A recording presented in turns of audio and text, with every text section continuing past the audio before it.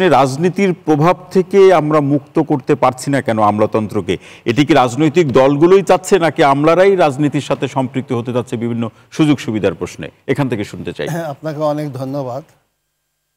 আমার মনে হয় আপনার প্রশ্নের উত্তর দেওয়ার আগে আমি একটু তাত্ত্বিক দিকে যেতে চাচ্ছি। এই জন্য কারণ আমলাতন্ত্রের জনক যিনি, তিনি হচ্ছেন ম্যাক্স ওয়েবার, জার্মান সোশিওলজিস্ট, এবং উনি কোন সময় এই তত্ত্বটা দিলেন সেটা বিষয় যদি আমরা আলোচনা করি তাহলে বিষয়টি আরও পরিষ্কার হবে, আলোচনা আমার মনে হয় আরও অর্থবহ হবে। জি, বিষয়টি হচ্ছে কার্ল মার্কস যখন সমাজ বিকাশের জন্য তার শ্রেণী সংগ্রাম তত্ত্বটি এনে এবং সমাজ কিভাবে ধাপে ধাপে অগ্রসর হয়, কোন পদ্ধতিতে সমাজ পরিবর্তন হবে এবং রাজনীতি কী পদ্ধতি হবে, এই ব্যাখ্যা প্রদান করেন।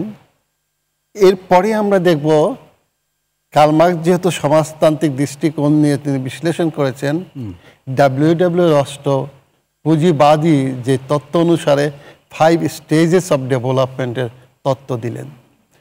এই মাঝামাঝি সময় আমরা দেখব ম্যাক্স ওয়েবার, যে কথা আমি বললাম, সে বলল কার্ল মার্কস যেখানে শ্রেণী সংগ্রামের মাধ্যমে সমাজ পরিবর্তনের কথা বলছে, আর রস্টো যেখানে আমরা দেখব স্টেপ বাই স্টেপ কীভাবে টেক অফ স্টেজ থেকে ধীরে ধীরে ডেভেলপ হবে, তখন ম্যাক্স ওয়েবার আমলাতন্ত্রের তত্ত্ব নিয়ে আসলেন। এবং এই আমলাতন্ত্রের তত্ত্বটা নিয়ে আসলো, এত সুন্দরভাবে তিনি বিশ্লেষণ করলেন এবং সেটি প্রকৃতপক্ষে অনেকেই মনে করেছিল যে প্রশাসক হিসাবে সমাজ পরিবর্তনে আমলাতন্ত্রের ভূমিকাটা উনি সুন্দরভাবে তুলে ধরলেন।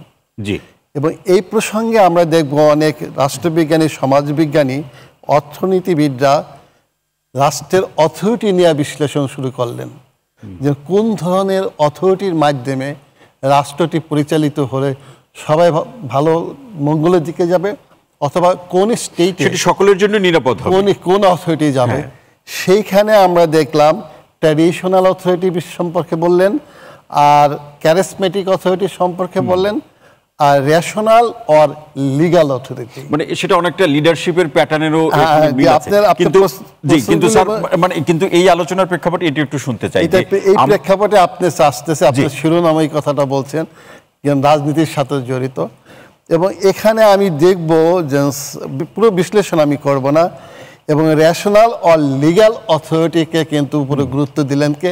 Max weber. জি, কারণ ক্যারিসমেটিক অথরিটি আবেগে অনেক কিছু বলবে, ট্র্যাডিশনাল অথরিটি রাজার ছেলে রাজা হবে, বিভিন্ন দেশে যেটি হয়। এই প্রসঙ্গে আপনি যেটা আনছেন এখন, তাহলে গণতান্ত্রিক রাষ্ট্রে কিভাবে আমলাতন্ত্র কাজ করবে, ফাংশন করবে, এটাও রাষ্ট্রবিজ্ঞানীরা বিশ্লেষণ করেছে যে আমলাতন্ত্র অত্যন্ত গুরুত্বপূর্ণ ভূমিকা পালন করে উন্নত এবং উন্নয়নশীল দেশগুলোতে। এটি স্যার আমরা পরবর্তী পর্যায়ে আপনার কাছ থেকে আলোচনা শুনবো, তবে এখন একটু ছোট্ট করে শুনতে চাই যে ম্যাক্স ওয়েবার যে আমলাতন্ত্রের প্রসঙ্গ বা একটি তত্ত্ব আকারে যে কাঠামো আকারে উল্লেখ করলেন, সেটি বাংলাদেশে এসে পথ হারালো কেন? আমি এই প্রসঙ্গে আপনাকে বলতেছি, অর্থাৎ ওই আমলাতন্ত্রটি হবে নিয়ন্ত্রিত আমলাতন্ত্র। আচ্ছা, আমলাতন্ত্র যেখানে সেটা হচ্ছে নিয়ন্ত্রিত আমলাতন্ত্র, তাহলে আমরা দেখব বাংলাদেশে আমলাতন্ত্র কি নিয়ন্ত্রিত আমলাতন্ত্র হলো? আসলে কিন্তু নিয়ন্ত্রিত আমলাতন্ত্র হতে পারে নাই। এবং শেখ মুজিবুর রহমান সাহেব স্বাধীনতার পরে আবার যে পদ্ধতিটা নিয়েছিলেন, সেটা কিন্তু আবার আমলাদের প্রতি স্বাধীনভাবে কাজ করার সুযোগ দেয় না। কীভাবে?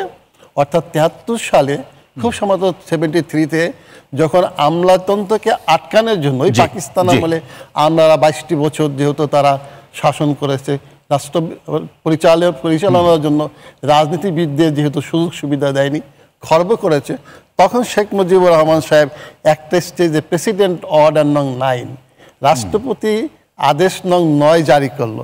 9 জারি করার পরে ওইখানে আসল লেখা ছিল, এখন থেকে কোনো আমলাকে যে কোনো সময় রাষ্ট্রপতি একটি আদেশ বলে বরখাস্ত করিতে পারিবেন, আমরা আদালত যেয়েও আপিল করতে পারবে না, মামলা দায়ের করতে পারবে না।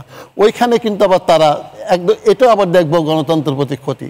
এবং যে রিক্রুটমেন্টের ব্যবস্থাটা এই অধ্যাদেশ বা সিদ্ধান্তগুলো কতটা আমলাতন্ত্রকে গতিশীল করেছে সেই প্রশ্ন থেকে যায়। আমার মনে হয় এটা বিশ্লেষণ করলে ভালো হয়। তা হওয়ার পরে আমরা দেখবো তোফায়েল সাহেব কিভাবে আমলাতন্ত্রকে তার একটা গ্রুপ আমলা বানালেন। এটাই আমরা দেখবো যে এই বিটাই জিয়াউর রহমান সাহেবের সময় এবং পরবর্তী সময় হোসেন মোহাম্মদ এরশাদের সময় কিন্তু আবার ওই অধিকারটা ফিরে পেলেন কেন, এটি একটু বেশি ব্যাখ্যা হয়ে যাবে। আমরা তাহলে পরবর্তী পর্যায়ে আমরা শুনি স্যার। 1 মিনিট একটু বলে রাখি, কারণ আমলাদের সাথে মিলিটারি একটা বিশেষ রিলেশনশিপ আছে। যখন মিলিটারি শাসন এখানে আসলো তখন তাদের সম্পর্ক হয়ে যাবে হাজব্যান্ড ওয়াইফ রিলেশনশিপ। এটা ওই ভিক্টোরিয়ান পিরিয়ডে যখন ইউরোপে দেশ শাসিত হতো গ্রেট ব্রিটেনে, তখন আমরা দেখবো এটি পরে হয়তো